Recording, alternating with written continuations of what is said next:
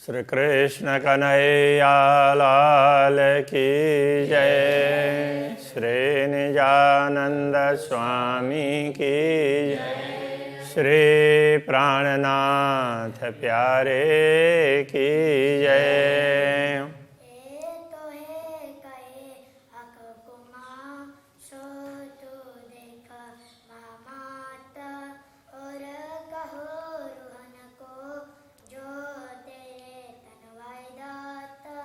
जो तेरे तन वाहे दाता। श्री कृष्ण कन्हैया लाल की। 20वां प्रकरण पूर्ण ब्रह्म परमात्मा के मुखारविंद की शोभा का वर्णन है। तो उसमें पहले मंगलाचरण 6 चौपाई में की है, फिर आगे सुंदर मुखारविंद का वर्णन किया है। का इल्म के जो आरफ मुख नूर जमाल खूबी चाहे। का इल्म ब्रह्म ज्ञान, ब्रह्म ज्ञान के आरफ ज्ञानी अनुभवी लोग मुख नूर जमाल खूबी चाहे। पूर्ण ब्रह्म परमात्मा नूर जमाल उनके मुखारविंद की शोभा का वर्णन करना चाहते हैं। जो जानते हैं तो उनको लगता है कि उस शोभा का वर्णन करें। चाहे चाहे फिर फिर चाहे, तो एक बार नहीं चाहते हैं, फिर बार बार चाहते रहते हैं कि एक बार वर्णन करके संतोष नहीं होता है, बार बार करते हैं। देख देख उड़ावे अरवाह, और वे ऐसे दिव्य मुखारविंद की शोभा देख देख करके आत्मा को शरीर से आत्मा को छोड़ना चाहते हैं। यही काम आशिकन का हका इल्म, यही काम अनुरागिनी आत्माओं का कार्य यही है, और ब्रह्म ज्ञान का कार्य भी यही है। नूर जमाल का जमाल छोड़े न आठों जाम। पूर्ण ब्रह्म परमात्मा के सौंदर्य को आठों प्रहर वो छोड़ती ही नहीं है। ब्रह्मात्माएं भी उसी का स्मरण करती रहती है, और ये ब्रह्म ज्ञान भी उसी का वर्णन करना चाहता रहता है। खाते पीते उठते बैठते सोवत सुपन जागृत। खाते हो पीते हो उठते समय, सोते हुए स्वप्न में अथवा जागृत अवस्था में हो। दमना छोड़े मासूक को, मास एक सांस भी पूर्ण ब्रह्म परमात्मा को नहीं छोड़ते हैं। जाको होए हक निश्वत, जिनका संबंध पूर्ण ब्रह्म परमात्मा के साथ में है, वे उनको एक क्षण भी छोड़ नहीं सकते। उनका स्मरण करते रहते हैं, और वो ये जिह्वा उनका वर्णन करती रहती है। हक वर्णन फेर फेर करे, पूर्ण ब्रह्म परमात्मा के स्वरूप का वर्णन फिर बार बार करती है। फिर यही बात ब्रह्मात्माओं के दिल में बार बार यही बात आती रहती है।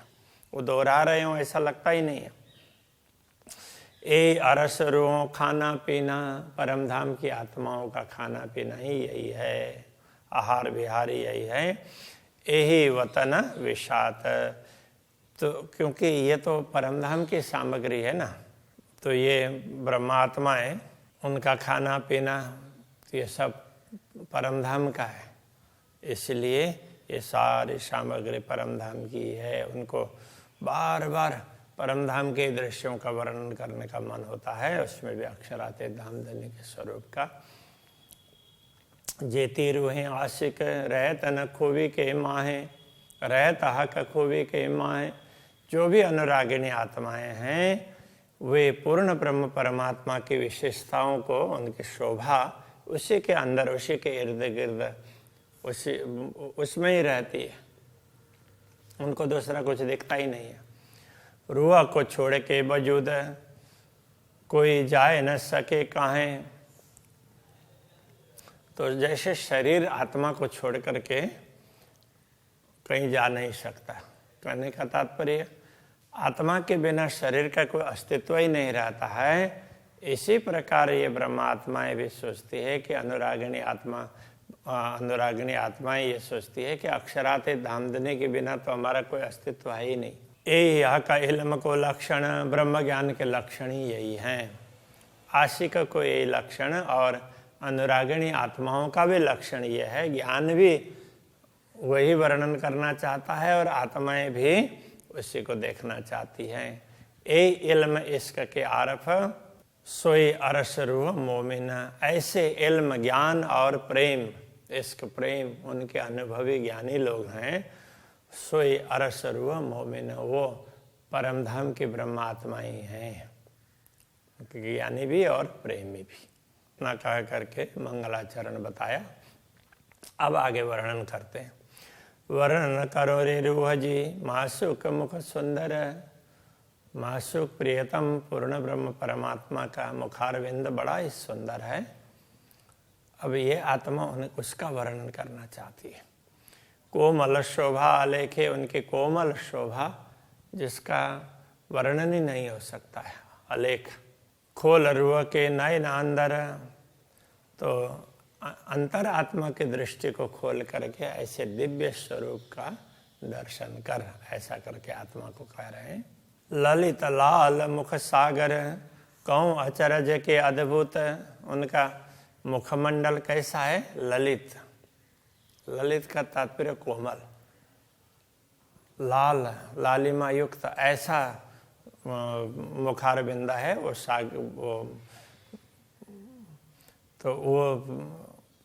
सागर की तरह से है।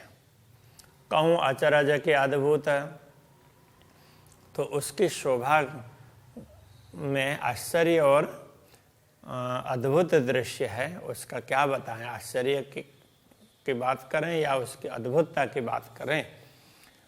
ए क्यों है आबे बानीय में, ए बका सूरत लाहुत, ए क्यों कर आबे बानीय में, वाणी के द्वारा, वाणी के मतलब शब्दों की सीमा में ये कैसे आ सकता है ऐसा सुंदर स्वरूप। ए बका सूरत लाहुत, ये तो परमधाम का अखंड स्वरूप है, उसका वर्णन शब्दों के द्वारा नहीं हो सकता। मुख गौर झरे कसुम्बा, तो गौर मुखारबिंदा है, उसमें से लालिमा टपकती हो ऐसा लगता है। शोभा क्यों कहूँ बड़ो विस्तार, तो इतनी शोभा है उसका क्या बताएं। एक तरफ बताना चाहते हैं तो दूसरे तरफ की बात छूट जाती है। रंग कहूँ के सलू की, इसके रंग की बात करें या सुंदरता की बात करें। ए न आवे माए सुमार, वो तो वर्णन में आ ही नहीं सकता, उस शब्दों की सीमा में नहीं आ सकता, उसका कोई पारावार ही नहीं है। कहूँ सागर मुख ज्योत का, के कहूँ मेहर सागर, तो ये मुखमंडल है, वो प्रकाश का सागर कहें या कृपा का सागर कहें। के कहूँ सागर कलाओं का, विभिन्न प्रकार की कलाएं हैं, उसका सागर कहें। जुआ कह न सके क्यों कर, ये जुआ किसी भी प्रकार से उसका वर्णन तो कर ही नहीं सकती है।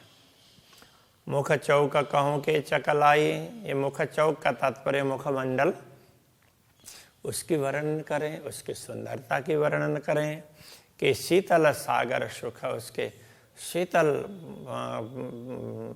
शीतल सुख, ये मुखारबिंद को भी सागर की तरह से बता करके तो उसके शीतलता का वर्णन करूं, क्योंकि उनसे जो भी शब्द निकलते हैं तो बड़ी शीतलता प्रदान करते हैं। कि कहूँ सागर रस का, उसको रस का सागर कहें तो भी वो कम ही पड़ता है। जो नूर जमाल का मुख, पूर्ण ब्रह्म परमात्मा का मुखारविंद ऐसा सुंदर है। कि कहूँ सागर तेज का, कि कहूँ सागर शर्म, तो तेज का सागर कहें, आभा कांति चमक ऐसी है उसका तेज का सागर कहें, अथवा तो शांत गंभीर है। शर्म का तात्पर्य तो बड़े गंभीरता का सागर कहें, उसके सागर में तेज, उसमें तेज बहुत ज़्यादा कहें या गंभीरता क्या बताएं। कि नूर सागर कहूँ बिलंद, तो बहुत ही उच्च कोटि का प्रकाश का सागर ऐसा कहें। कि चंचल गुण नरम, अथवा तो उसके कोमल और चंचल गुणों की बात करें। किसकी बात करें, शब्दों की सीमा में तो आ नहीं सकता। कहूँ सज्जनता के सनकुली, सज्जनता, भद्रता और प्रसन्नता उसकी बात करें। दोस्त कहूँ के प्यार, मित्रता और प्रियता, प्यार प्रेम की बात करें। जो जो देखो नजर भरा, सो सब सागर अपार। ये मुखारविंद का सागर है, वो तो पारावार रहित है। जो जो शोभा देखते रहें, दृष्टि भर भर करके देख सकते हैं। सागर कहूँ पाक साफ का, पाक साफ कहते हैं पवित्रता, पवित्रता का सागर कहें। कि कहूँ आवदार, आव जल तो पानीदार कहने का तात्पर्य प्रेम रस से परिपूर्ण। क्या कहें, हक मुख सागर क्यों कहूँ, ऐसे पूर्ण ब्रह्म परमात्मा के मुखारविंद के सागर की शोभा क्या बताएं। सौ वेद पूर्ण अपार, वो सब प्रकार के रसों से परिपूर्ण है, किसी चीज की कमी है नहीं। मोमिंद दिल कोमल कया, तो अरस पाया खिताब। ब्रह्मात्माओं का हृदय भी कोमल होने से उसको परमधाम कहा गया है। ये शोभा उसको इसलिए मिली है। तो जो दिल मोमिन रूह का, जो ब्रह्मात्माओं का दिल है, उनके आत्मा का, तेना कैसा हो सी मुखाब, तो उनके मुख की शोभा कैसी होगी। आब कहने से आभा, उनके मुख में, उनके मुखारविंद में कितना प्रेम भरा हुआ होगा, कैसी आभा होगी। तीन रूह के नई न कहो, किन विदा कहूँ नूर तेज, उन आत्माओं के नेत्र कमल, उनसे निकलने वाला प्रकाश से उसकी दिव्यता को क्या बताएं।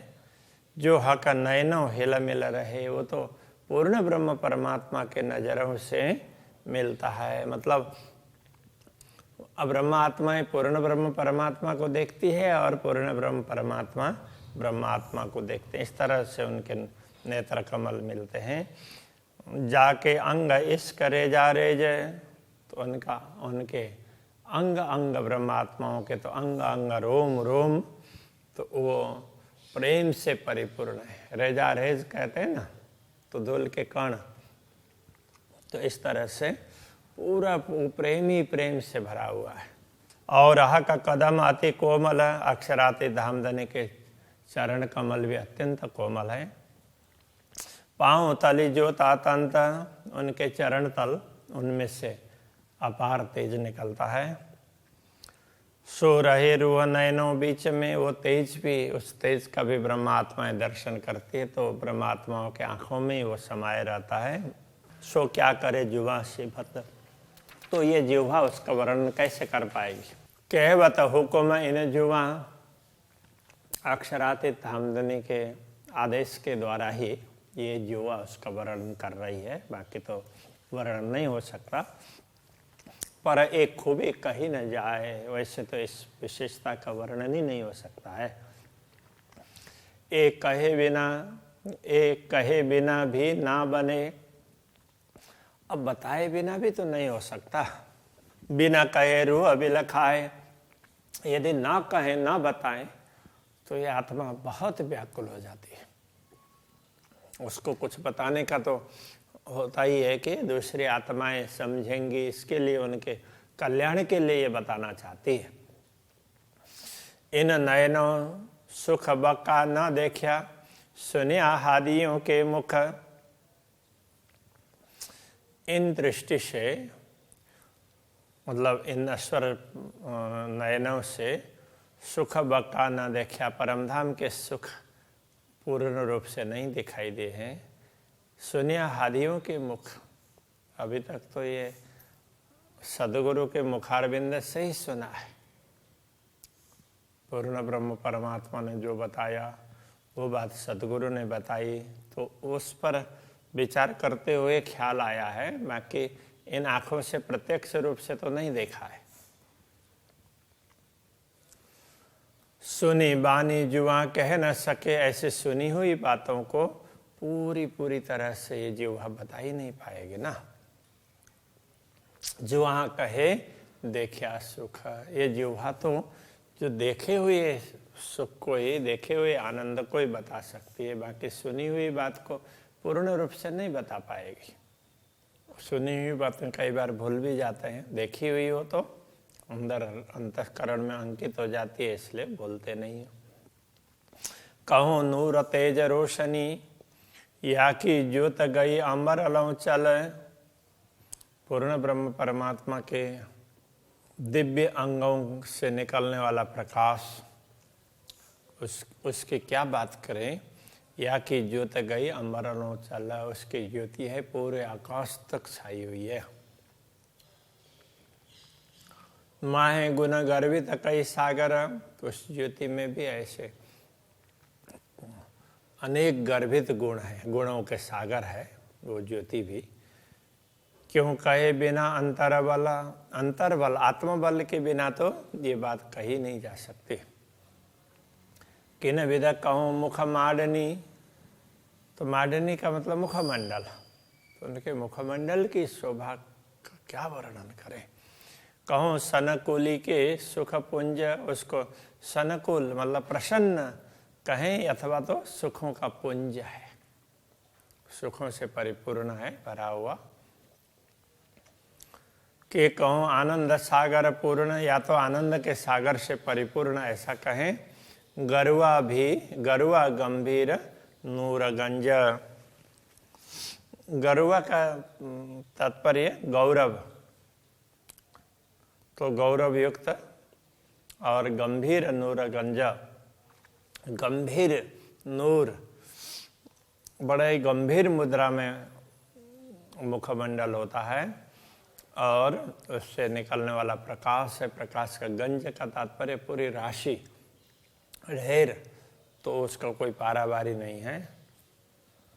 ए सागर स्वरूपी मुखमाशुक, प्रियतम धनी का मुखारविंद इस प्रकार सागर के समान बताया गया है। कई खूबी खुशहाली अनेक, उसमें अनेक प्रकार की विशेषताएं हैं और उससे अपार आनंद का अनुभव होता है। कई रंग तरंग किरणें उठे, उससे विभिन्न प्रकार के रंगों की तरंगे उठती है, विभिन्न प्रकार के रंगों की किरणें, उसकी तरंगें उठती रहती है। ए वही जाने गिनती विवेक, इसकी गिनती तो वही आत्माएं जान सकती है, सब किसी से ये बताया नहीं जा सकता। इन मुख सागर में कई सागर, इस मुखमंडल मुखारविंद के सागर में ऐसे अपार सुख के सागर कई हैं। सुख आनंद अपार, आनंद और अपार सुख उसमें उससे परिपूर्ण है वो। कई सागर सुख सलूकियाँ, उसमें ऐसे सलूकियाँ सुंदरता के भी सागर कई हैं उसमें। माए कई गंज अपार अंबार, उसमें ये अंबार कहते हैं पूरा राशि, इतना ज़्यादा पुंज कहेंगे हो तो वो भी वही है, गंज कहेंगे अंबार कहें एक ही बात है। तो उसका कोई पारावारी नहीं है, तो इतना ज़्यादा उसमें सुंदरता और अलग अलग प्रकार के गुण उसमें छाए हुए हैं। कोई मोमिन कैसी एक क्यों कहा, हक मुख शोभा सागर। कोई ब्रह्मात्मा के मन में ये आए कि अक्षराते धामधनी के मुखमंडल को सागर की उपमा क्यों दी गई है, तो उसके लिए कहते हैं सूक्ष्म स्वरूप अति सुंदर अति कोमल ललित किशोर सुंदर। तो उनका स्वरूप कैसा है, अत्यंत सूक्ष्म अति कोमल, ललित, ललित का तात्पर्य वो भी, उसमें भी कोमलता ही कह सकते हैं। किशोर सुंदर, किशोर और सुंदर स्वरूप है, उसका कोई पारावारी नहीं, इसलिए उसको सागर की उपमा दी है। जो अरवा होए अरस की, जो परमधाम की आत्मा होती है, सो लीजे दिल धारा, वही इसको हृदय में धारण कर सकती है इस बात को, इस शोभा को। सूक्ष्म सूरत शोभा बड़ी, तो उनका सूक्ष्म उनके सूरत, उनके उसमें सूक्ष्म शोभा, उनके स्वरूप में बहुत ज़्यादा शोभा है। सो सुनियो पढ़ो उत्तर, तो बस यही उत्तर है। और इसका अपार शोभा है, इसलिए उसको सागर कह दिया। पढ़ो उत्तर का मतलब प्रश्न का उत्तर यही है। कया निमुना एक भांत का, ये तो एक प्रकार का उदाहरण ही दिया है। अंग खूबी इसका सागर, उनका अंग है, स्वरूप है, उसकी विशेषता यह है कि ये तो प्रेम का भी सागर ही है। खुशबुएं नरम चकलाइयाँ, उसमें सुगंधी, कोमलता और सुंदरता, तो सब सागर कहे यूं कर, इस प्रकार उन सबको सागर कह दिया। उसका कोई पारावार नहीं है, इसलिए सागर है। अभी यहीं रखते हैं। तो श्री कृष्ण कन्हैया लाल की जय। सब सागर कहे यूं कर, सब सागर कहे यूं कर, कहा निमुना एक भांत का, कया निमुना एक भांत का, अंग खूबी इसका सागर, अंग खूबी इसका सागर, खुशबुए नरम चकलाइयाँ, खुशबुए नरम चकलाइयाँ, सब सागर कहे यूं कर, सब सागर कहे यूं कर, सब सागर कहे यूं कर, सब सागर कहे यूं कर,